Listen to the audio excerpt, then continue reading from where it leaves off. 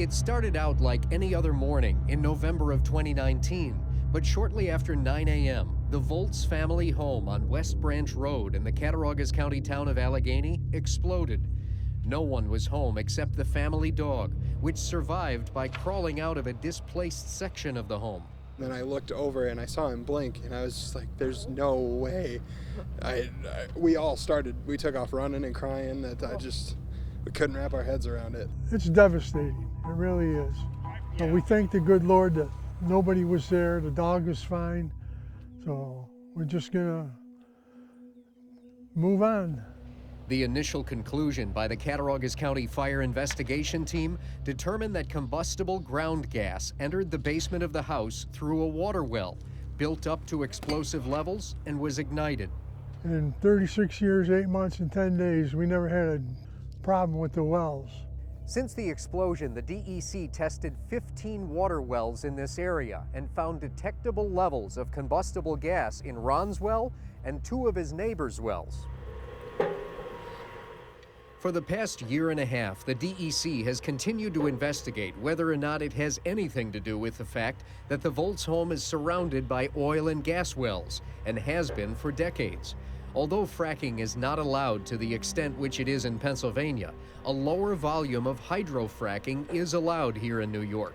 On the week the explosion happened, the only 2 oil wells that were actively being drilled in all of Western New York just happened to be within 2 miles of Ron's house. In fact, on the morning that it exploded, just an hour and 20 minutes before it exploded, a brand new Dimes Energy oil well was being hydraulically fracked for the first time about a mile up the hill. We did have operations that were going on that were about a half a mile away from where this occurred. We had a halt on our operations for several months after that. The DEC looked into it. We worked with the DEC to do what we could to find out if there was any causal relation. And I mean, to date, there's been absolutely no evidence that our operations had anything to do with that explosion down there. Eric Ferkel is the attorney for Dimes Energy, which operates about 200 oil wells and storage facilities in Cattaraugus County. In the months following the explosion, the DEC did a series of inspections on Dimes operations and revealed 160 violations, from leaking oil wells to inadequately identified wells. Dimes was fined $79,000, but has since addressed all of the remedial measures and has been allowed to resume all operations. Today, we have a very safe oil and gas industry. This is an extraordinarily rare thing that happened.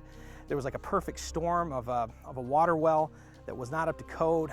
The attorney for Dimes Energy believes it was caused by an old well near the home that was not vented to the atmosphere and was not a Dimes Energy property. We certainly want to find out the cause of this and get to the bottom of it to have the safest operation possible here in Western New York. But Ron Volts can't help but think that something underground has changed around his home. The most important thing to get done is try to get something done with we met with the politicians and all them, and we had no help whatsoever. But the main reason is my neighbors. If I don't say nothing or push the issue, it could happen again. I mean, good Lord forbid. Somebody could get killed. In this neighborhood, we're all family. Ron has his own environmental attorney watching this, and he says he's had good communication with the New York State Department of Environmental Conservation, which continues to investigate.